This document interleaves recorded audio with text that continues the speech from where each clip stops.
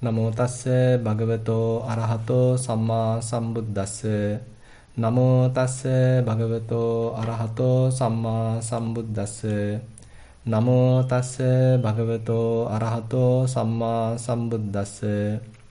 Kanhan dhammang vippahaya sukkang bhaveta pandito. Oka anokang agamma viveke yattha duramang.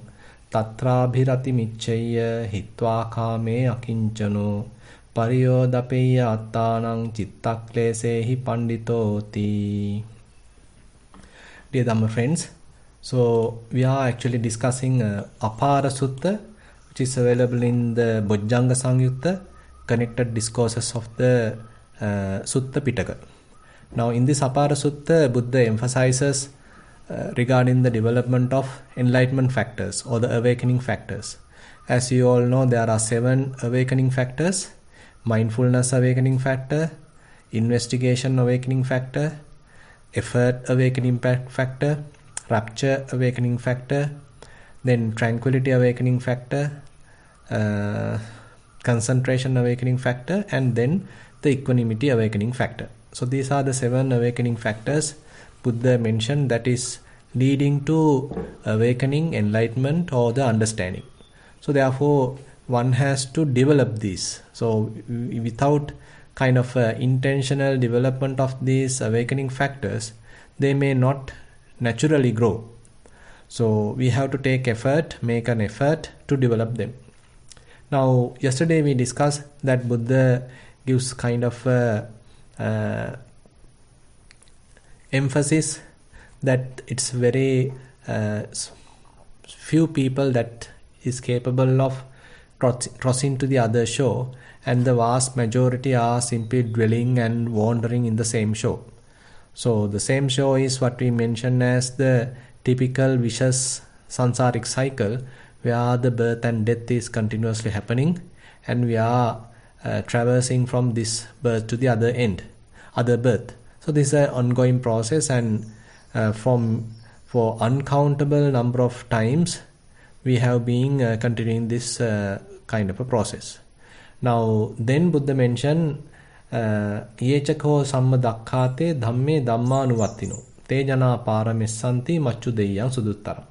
So when the Buddha's teaching is rightly expounded, when a disciple heard about it, and then he tried to practice according to the Buddha's teaching, according to the Dhamma, and then those people who really take an endeavor to practice Buddha's teaching according to the teaching, so they are the ones who would get a rare chance to cross to the other shore, to be free from the Maras,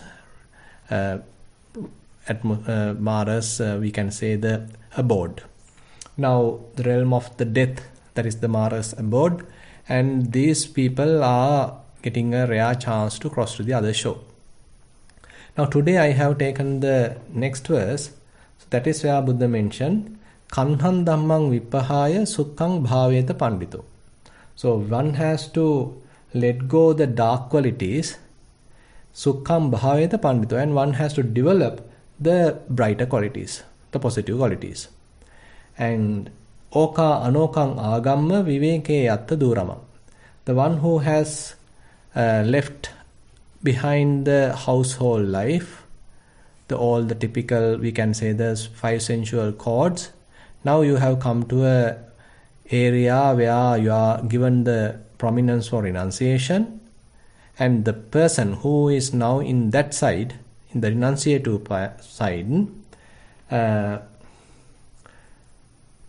viveke yatta duramam. So now you have to take an effort to love this kind of a resting type of a situation.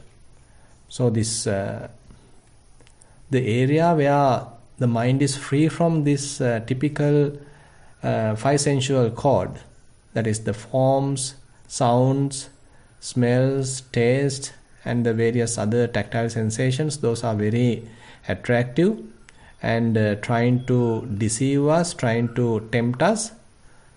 But on the other hand, if we are not associating them, then the mind becomes quite boring. And on the other hand, Now you all are in a retreat environment. So now you have left, at least for temporary, are able to left behind the household life, your belongings, your loved ones, and now you are in a retreat. Right now, if you are thinking about how to go home, how quickly I need to go home, how things are there at home, etc., then you are not in a position to successfully continue your retreat. So therefore, if you left behind this typical household life, then don't think about it again, at least for these few days. Now try to pay attention onto the more spiritual objective. So that is the typical surface meaning that we can, the common meaning that we can extract from this verse.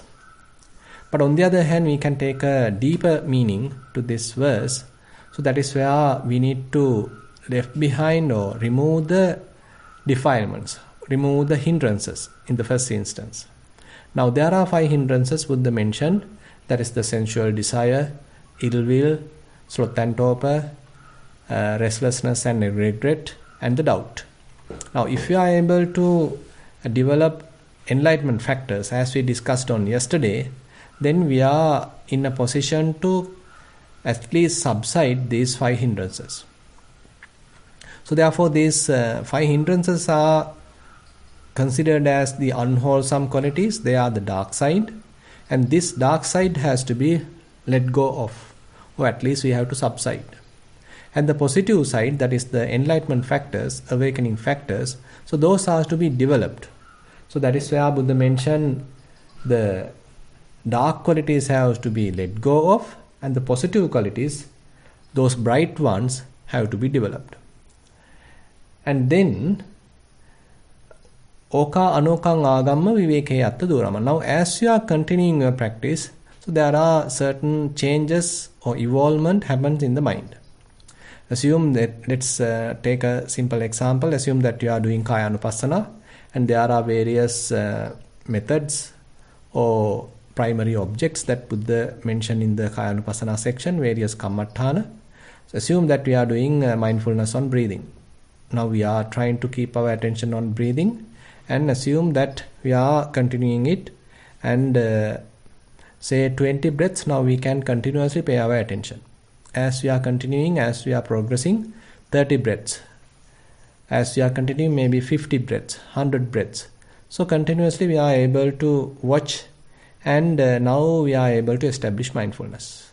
So once we are able to establish unwavering mindfulness, then the mindfulness awakening factors start to develop.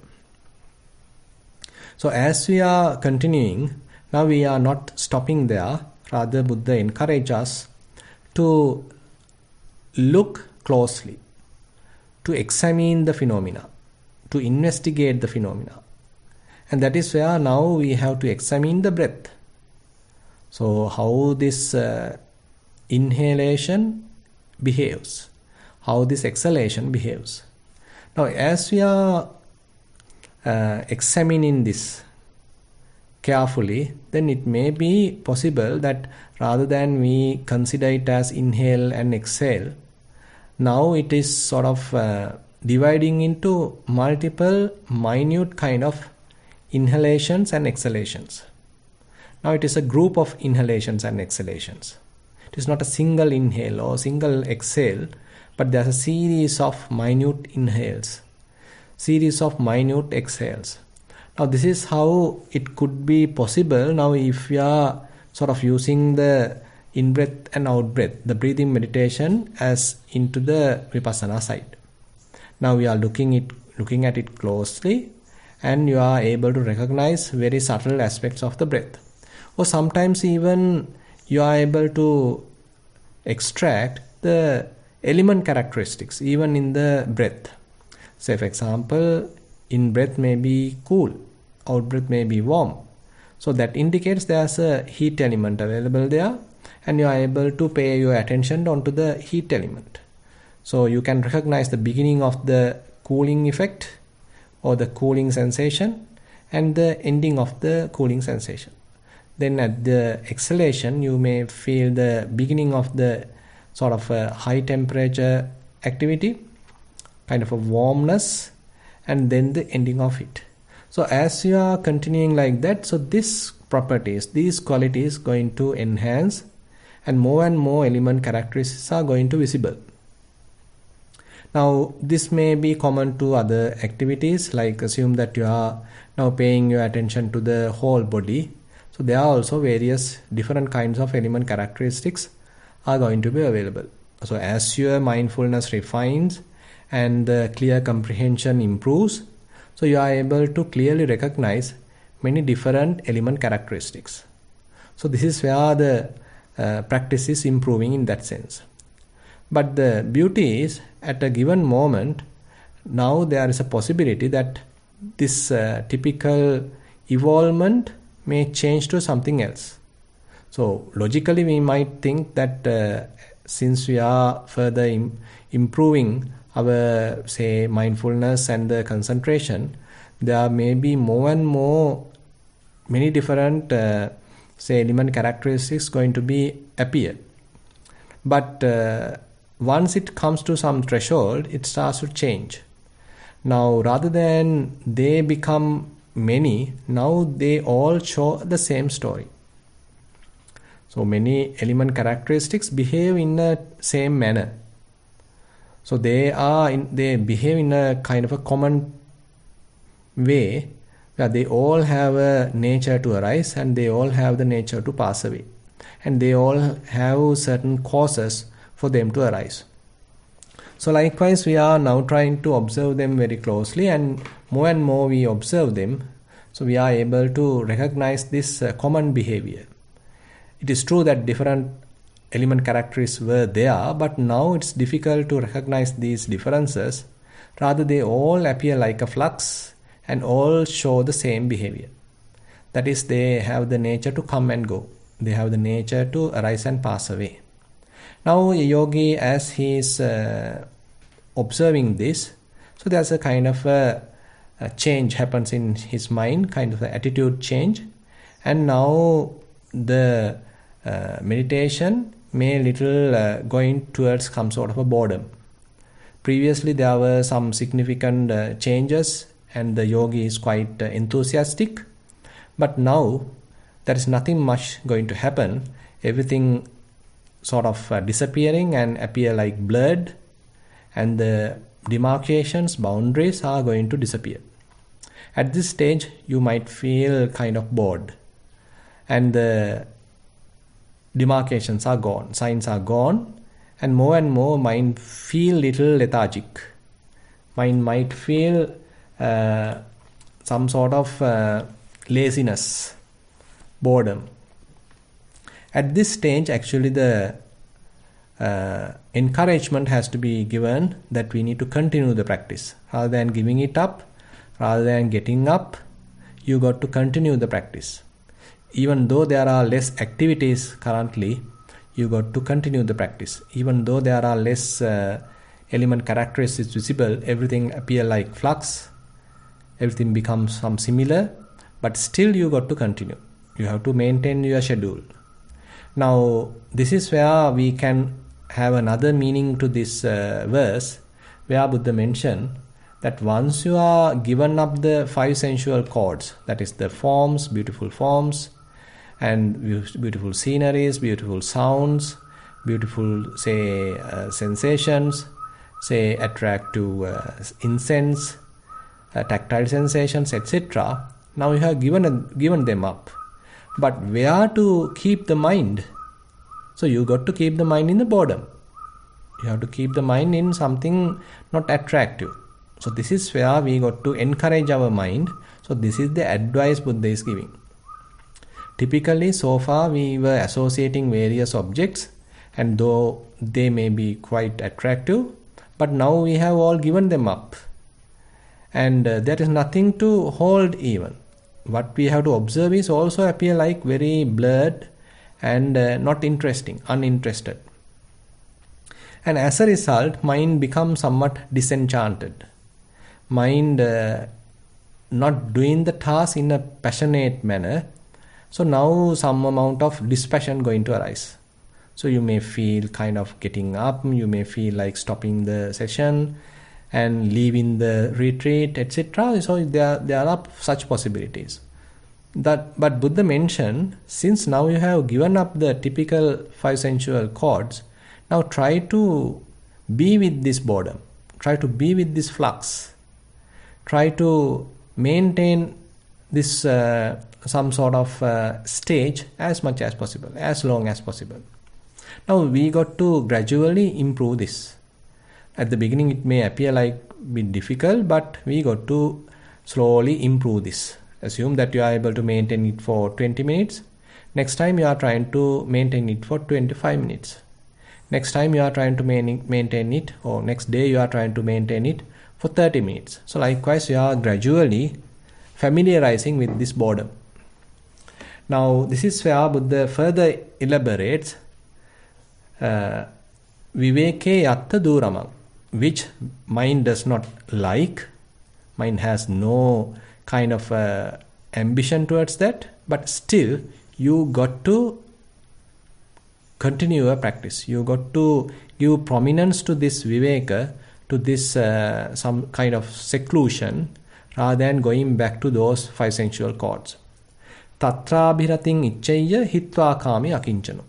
And you got to leave aside all these forms, sounds, smells, tastes, and tactile sensations, and even various thoughts.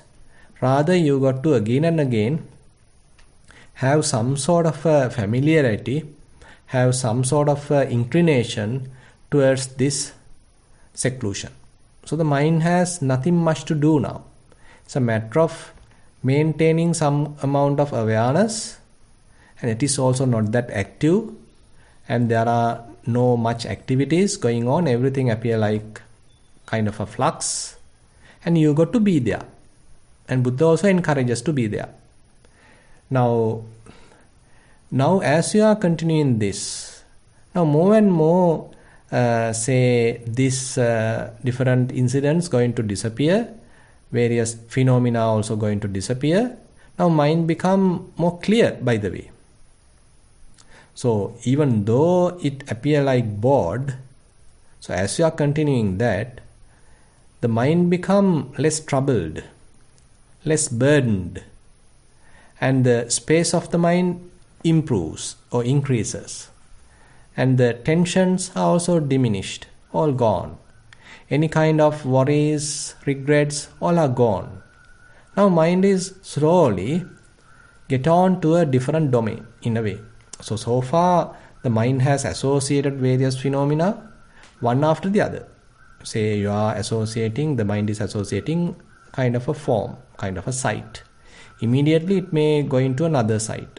After a while it may go to a sound. After a while it may shift to a sound. After a while it may shift to another, say, form. After a while it may go to a taste. After that, assume that it may go to a tactile sensation. After that, again going to a form. So likewise, continuously jumping from one object to the other object. So there is no any kind of break, stopping point, rather continuously attaching, attracting, grasping one after the other. It's a kind of an ongoing vicious cycle. Now because of the continuous practice, now mind lands upon to an area there is nothing to attach, and everything appear like a flux. It is not attractive.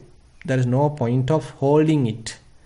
If something is beautiful, attractive, only we are holding it, attaching to it.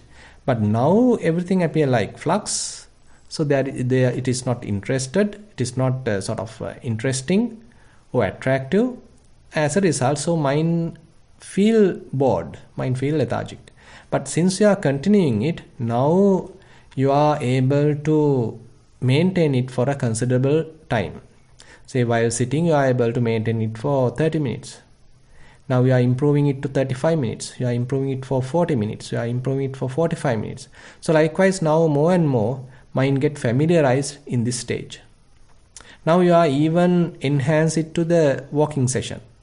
While walking also, you are trying to land on this area. There is nothing to hold, nothing to grasp. Probably you may start with typical sensations, say various element characteristics what you experience during the walking, and they also start to disappear. They also become sort of vague, blurred, and ultimately you feel the body is simply like floating, simply moving. The mind remain like empty. There is nothing to hold. So Buddha therefore mentioned tatrabhirating ichchaya hitva kame akinchano. So you got to be an akinchana. The state of akinchana means the mind has nothing. So basically mind is empty. So you are holding nothing, attracted to nothing, attaching to nothing, clinging to nothing. So basically mind is empty. So this emptiness has to be cultivated, has to be developed. So you have to dwell in this emptiness. Now there's a very long elaboration is available in the Mahasunyata Sutta in Majjhima Nikaya, where Buddha very practically explains that how you got to practice in order to enhance this emptiness. So you got to dwell in the emptiness. Maybe you can initiate that process using some internal objects. You're observing maybe rising and falling, maybe the breath, maybe element characteristics, various feelings, or even various thoughts. As you are observing them, so you may be able to land on this emptiness. And probably you may even use some external objects, say a series of sounds happening in the outside. So you can observe them, you can listen to them and recognize their arising and passing away nature. As a result, again you can land on this emptiness. So likewise, various techniques can be used. The target is to dwell in this emptiness. So you are not holding anything, attaching to anything, you are not associating anything. Rather, you maintain a seclusion in the mind. So mind has secluded. Mind doesn't want to attach with anything. Mind doesn't want to associate anything. And as you are continuing this, so mind recognizes the value of it. Even though it appeared like quite bored at the beginning, now mind improves its capacity, improves its kind of sensitivity. As a result, it recognizes this is a kind of a very soothing kind of an experience. So there are no friction, there is no any attachment, there is no any burden. So it's a kind of a friction-free path. So mind recognizes its value. So more and more now mind can dwell in that. So as a result, kind of a concentration also can develop. So we can say emptiness concentration, signless concentration. So those can be developed. So as a result, now even you can go to some deeper concentrations. But nothing to hold, nothing to attach, but mind get deeply concentrated. So that is also another area that one can experience. But here Buddha gives another advice. Tatrabhirati michchaya hitva kame akinchano pariyodapeya attanang chittakklesehi pandito.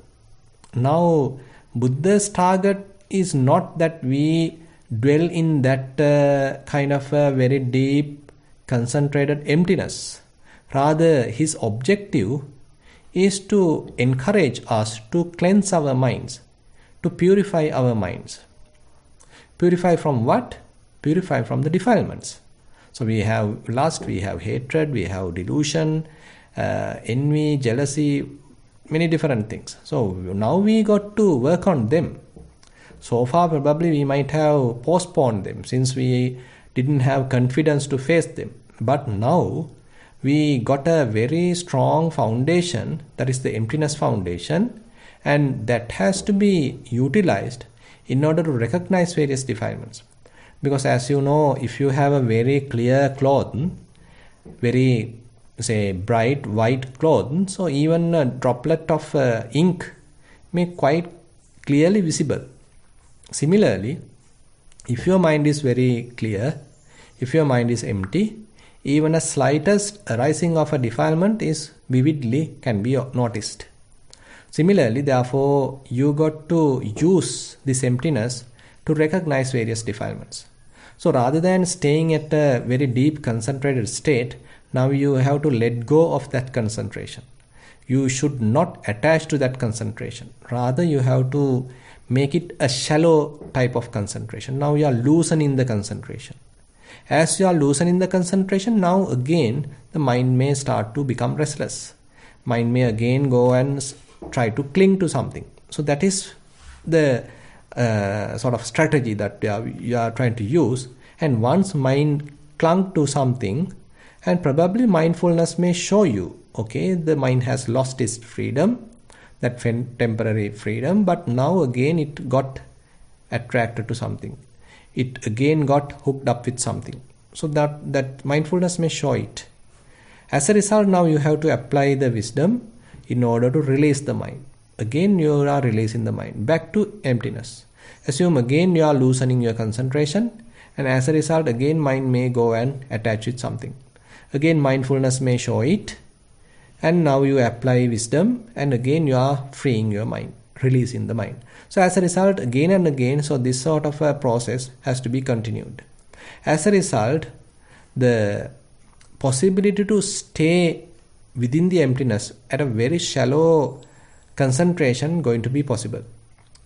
Previously, because of the defilements, because of the strength of the defilements, you were not able to maintain a free mind without a deep concentration. So you are using such deep concentration in order to avoid the incoming defilements, invading defilements. But now, since you are handling defilements, since you are sort of recognizing defilements, and you are not afraid of them, and you have a fairly good mindfulness, now you can have the capacity to face defilements. You are clearly recognizing them, and you are not driven by them. You are not anymore a victim of them, and you are able to recognize them. As a result, they loosen their power, they loosen their strength, and they may come, and you are aware of them, and you allow them to be, but you are not holding them, you are not driven by them. So they may be subjected to kind of a natural death. Due to certain reasons, they may come, they may arise, you are aware of them, but you are not promoting them, you are not driven by them, but you are carefully mindful about them. As a result, they may lose their power, and they may start to fade away, they may disappear, they may cease, they may face a kind of a natural death. So this is how we are trying to allow defilements to sort of cease, to lose their power, to lose their strength. We are not strengthening them, we are not encouraging them, we are not deluded by them. So rather we have quite strong wisdom and clear comprehension, mindfulness, and we are able to recognize them clearly even at their very early stages. As a result, they may not develop some sort of a momentum, but they are now fading away at their very early stages. So as a result, if we are continuing like this, now we are able to maintain emptiness at a very shallow concentration. So now it becomes some sort of effortless mindfulness. Previously, using various objects, we tried to develop mindfulness. But now we are landing on to a region where mindfulness is there. It is fairly a type of awareness. It is not sort of a proactive kind of mindfulness. It is a very much type of a passive mindfulness. We can say kind of a natural awareness. So this natural awareness is something very fruitful, and this is where Buddha mentioned, now you got to further develop enlightenment factors while being resting on this natural awareness.